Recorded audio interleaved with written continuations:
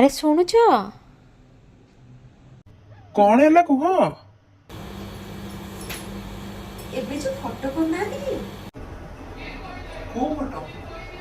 ତମେ ଯାହା ପିନ୍ଧିଥିଲେ ବି କେତେ ସୁନ୍ଦର ଶାଢ଼ୀ ଆଉ ଗଜରା ଫୁଲ ପିନ୍ଧିକି ଯୋଉ ଫଟୋ ଉଠେଇ ଦଉଛନ୍ତି, କେତେ ବଢିଆ ହିରୋଇନ ପରିକା ଫଟୋ ଦିଶୁଛି। ଓହୋ, ତମର ତାହେଲେ ଏଆଇ ଫଟୋ ଦରକାର ନାଇଁ?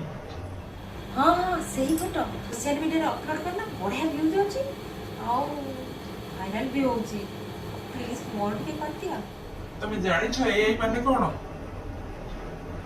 ଏଆଇ ମାନେ ହଉଛି ଆର୍ଟିଫିशिଆଲ ଇଣ୍ଟେଲିଜେନ୍ସ। ଆରେ ଯୋଉ ଏଆଇ ତମକୁ ଏତେ ସୁନ୍ଦର ଶାଢୀ ପିନ୍ଧେଇ ଦେଇ ପାରୁଛି, ମନେ ରଖ ସିଏ ଦିନେ ତମ ଶାଢୀ ବି ଓହ୍ଲେଇ ଦେଇ ପାରିବ, ତମକୁ ଲଙ୍ଗଳା ମଧ୍ୟ କରିଦେଇ ପାରିବ।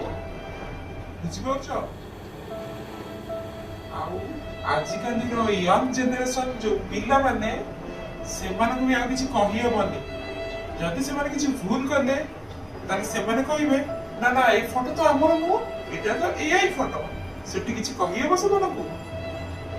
ଯିଏ କିଛି ଭୁଲ କରିନଥିବେ ସେମାନେ ମଧ୍ୟ ବଦନାମ ହେଇଯିବେ।